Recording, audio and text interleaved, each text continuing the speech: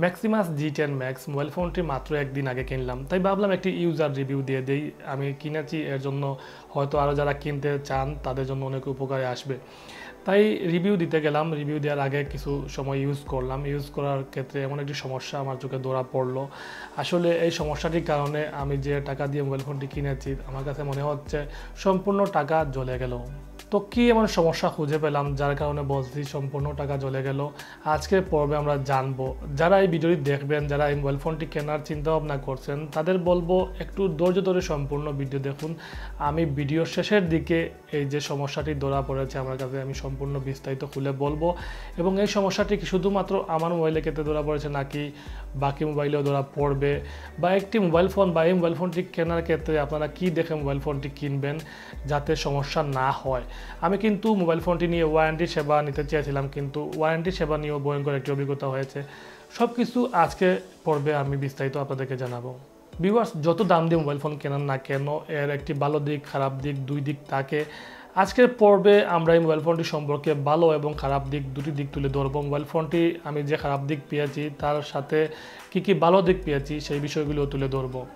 তো ভিউয়ার্স, আপনারা দেখছেন বঙ্গো আইডিয়া, আমি sy.rasel আহমদ। যারা এখন আমার চ্যানেলটি সাবস্ক্রাইব করেননি তাদেরকে অনুরোধ করবো আমার চ্যানেলটি সাবস্ক্রাইব করে পাশে থাকার জন্য। আমি প্রতিনিয়ত মোবাইল রিভিউ সম্পর্কে ভিডিও আপলোড করি, তাই যারা আমার চ্যানেলটি সাবস্ক্রাইব করবেন প্রতিনিয়ত মোবাইল রিভিউ সম্পর্কে ভিডিও দেখতে পারবেন। তাহলে চলুন ভিডিও শুরু করি। প্রথমে জানিয়ে দিচ্ছি মোবাইল ফোনটির প্রাইস। মোবাইল ফোনটির অফিসিয়াল প্রাইস হলো 5500 টাকা। আমি একটি পাইকারি দোকান থেকে মোবাইল ফোনটি কিনেছি, যার জন্য এটি প্রাইস পড়েছে 5300 টাকা। আপনারা চাইলেও এ ধরনের পাইকারি অনেক শপ আছে, সেই শপ থেকে মোবাইল ফোন কিনতে পারবেন। একটু দাম দর করে নিলে একটু কমে পেয়ে যাবেন।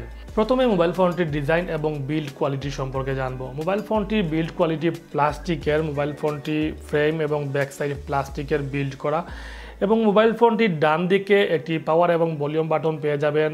উপরের দিকে ইউএসবি পোর্ট, মাইক্রোফোন জ্যাক, নিচের দিকে বিল্ড ইন লাউড স্পিকার এবং প্রাইমারি মাইক্রোফোন। মোবাইল ফোনটির সামনের দিকে আছে 6.08 ইঞ্চির একটি ডিসপ্লে, যা আইপিএস এলসিডি প্যানেল দ্বারা গঠিত। মোবাইল ফোনটির resolution HD plus 720x1440 pixel. এটি মূলত একটি নচ ডিসপ্লে এবং সেখানে বসানো হয়েছে একটি সেলফি ক্যামেরা, যার জন্য ফোনটির সৌন্দর্য আরও অনেকটাই বৃদ্ধি পেয়েছে। আর বাজেট অনুযায়ী ডিসপ্লেতে তেমন কোনো সমস্যা পাইনি, তবে পিপিআই একটু কম থাকার শার্পনেসের একটু ঘাটতি পেয়েছি, যদিও এ বাজেটের মধ্যে আসলে এটি স্বাভাবিক একটি বিষয়। ফোনটির পারফরমেন্স সম্পর্কে যদি বলি তাহলে এতে পেয়ে যাচ্ছেন 1.4 GHz একটি কোয়াড কোর প্রসেসর এবং সাথে 2GB RAM, 16GB internal memory, এবং আপনারা চাইলে এক্সট্রা 64GB পর্যন্ত মেমোরি কার্ড ইউজ করতে পারবেন। ফোনটিতে ইউজ করা হচ্ছে অ্যান্ড্রয়েড 9 ভার্সন, এবং ইউজার ইন্টারফেস নিয়ে যদি বলি তাহলে বাজেট অনুযায়ী আমার কাছে পারফেক্ট মনে হয়েছে। এবার জানবো মোবাইল ফোনটির গেমিং পারফরমেন্স নিয়ে। আসলে এই মোবাইল ফোনটি গেমিংয়ের জন্য তৈরি করা হয়নি, তারপরও এই মোবাইল ফোনটিতে আমি ফ্রি ফায়ার খেলেছি প্রায় 30 মিনিট। 30 মিনিটের মধ্যে তেমন কোনো সমস্যা পাইনি, কোনো ফ্রেম ড্রপ পাইনি, কোনো ল্যাগ পাইনি। সেই সাথে 30 মিনিটের মধ্যে ফোনে একটুও গরম হয়নি। তো মোটামুটি হিটিং ইস্যু পাবেন না, এই বিষয়ে মোটামুটি গ্যারান্টি দিতে পারি। কিন্তু এই মোবাইল ফোনটি দিয়ে আবার আপনি দিন রাত গেম খেলতে পারবেন না। যদি 1 ঘন্টা 2 ঘন্টা খেলেন তাহলে খেলতে পারবেন। ফ্রি ফায়ারের সাথে সাথে পাবজিও টেস্ট করেছিলাম, কিন্তু পাবজি একেবারে এই মোবাইল ফোনটির সাথে অপটিমাইজ না, তাই আমি আপনাদেরকে পাবজি সাজেস্ট করব না। যারা একান্তই পাবজি খেলতে চান তারা পাবজি লাইট ইউজ করে দেখতে পারেন। এবার কথা বলবো ফোনটির ক্যামেরা নিয়ে। এর ব্যাকসাইডে রয়েছে ডুয়াল ক্যামেরা সেটআপ, যার প্রাইমারিতে 8 মেগাপিক্সেল এবং সেকেন্ডারিতে একটি বিজিএ লেন্স ইউজ করা হয়েছে। ছবির মান তেমন ভালো না, তবে কাজ চালিয়ে নেওয়ার মতো। যেখানে একটু বেশি আলো সেখানে ক্যামেরা একটু ভালো পারফর্ম করে, কিন্তু যেখানে আলো কম সেখানে একেবারেই হতাশ করে। তবে অন্ধকারে ফ্ল্যাশ লাইট ইউজ করে কিছু ভালো ছবি পেতে পারেন।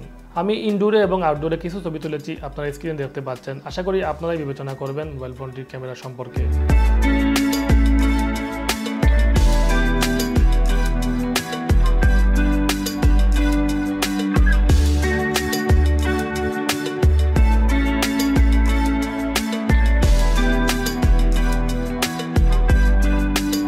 সেলফি ক্যামেরা থাকছে 5 মেগাপিক্সেল, ছবির কোয়ালিটি কাজ চালিয়ে নেওয়ার মতো। আমরা ভিডিওর এই অংশটি রেকর্ড করছি এই মোবাইল ফোনটি ব্যাক ক্যামেরা দিয়ে। আশা করি এর ভিডিও কোয়ালিটি সম্পর্কে ধারণা পেয়ে গিয়েছেন, এবং এর ভয়েস যেটি শুনতে পাচ্ছেন তা এর প্রাইমারি মাইক্রোফোন দিয়ে রেকর্ড করা। অন্যান্য ফিচারের সাথে থাকছে 4G support, OTG, FM radio এবং ভোল্টেজ সার্ভিস, সেই সাথে ফেস আনলক সুবিধা পেয়ে যাচ্ছেন।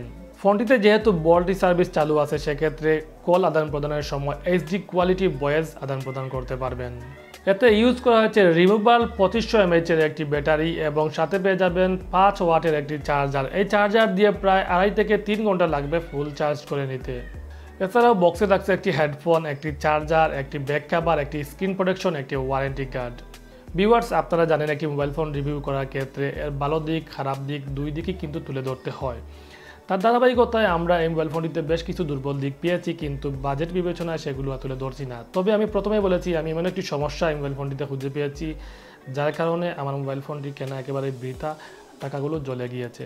সেই সমস্যাটি হলো এই মোবাইল ফোনটির টাচে প্রবলেম। মাত্র একদিন মোবাইল ফোন আমি মার্কেট থেকে কেনার পর বাড়িতে নিয়ে আসতে পারিনি, আসার পর দেখি টাচের এই অংশ কাজ করে না। এটি কিন্তু কোনো দুর্ঘটনার শিকার হয়নি বা কোনো স্পট পড়েনি বা কোনো আঘাত পায়নি। অন্য যে সাইডগুলো আছে সেই সাইডগুলোতে কাজ করছে, কিন্তু এই ডান দিকের উপরের অংশের সাইডগুলো কাজ করছে না। এক অপশনে ক্লিক করলে অন্য অপশনে চলে যাচ্ছে। মোবাইল ফোনটি আমার একটি বোনকে দেওয়ার জন্য কিনেছিলাম, কিন্তু এখন দেখতে পাচ্ছি যে মোবাইল ফোনটিতে কিছু সমস্যা রয়েছে। তো মোবাইল ফোনটি ওয়ারেন্টি সেবাতে দিতে চেয়েছিলাম, কিন্তু একজন দোকানদার বলল যে ওয়ারেন্টি সেবা দিলে তারা অনেক গাফলতি করে। তো এখন পর্যন্ত ওয়ারেন্টিতে দেয়নি, যেহেতু কিনে ফেলেছি আর এই সাইট কাজ করছে না, সেক্ষেত্রে আমি চেষ্টা করব যে এই সাইটকে এড়িয়ে চলে কাজগুলো সেরে নিতে। যেহেতু কিনে ফেলেছি তো কিছু করার নেই। তো যারা আসলে কিনতে চাচ্ছেন তাদের বলবো মোবাইল ফোনটি যে সব থেকে কিনবেন, কেনার পর ভালোভাবে টাচগুলো দেখবেন।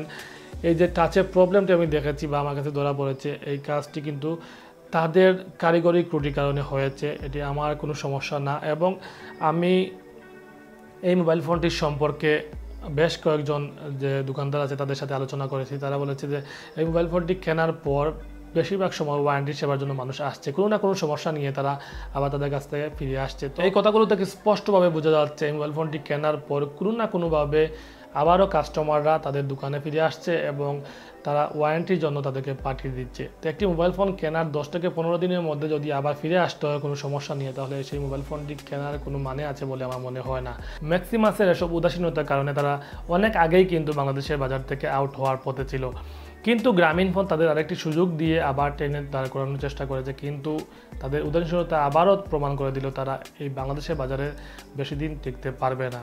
তো ভিউয়ার্স, আসলে বাজেট কম হোক বেশি হোক, একটি মোবাইল ফোন যারা কিনে টাকা দিয়ে কিনে, তাদের পরিশ্রমের টাকা দিয়ে কিনে, সেই মোবাইল ফোনটি কেনার পর যদি সমস্যা দেখা দেয় এবং ওয়ারেন্টি সার্ভিসে পাঠানোর পর তারা 30 দিন বা 2 মাস সময় চায়, তাহলে সেই মোবাইল ফোনটি কিনে আর ওয়ারেন্টি সেবা নিয়েই কি করব।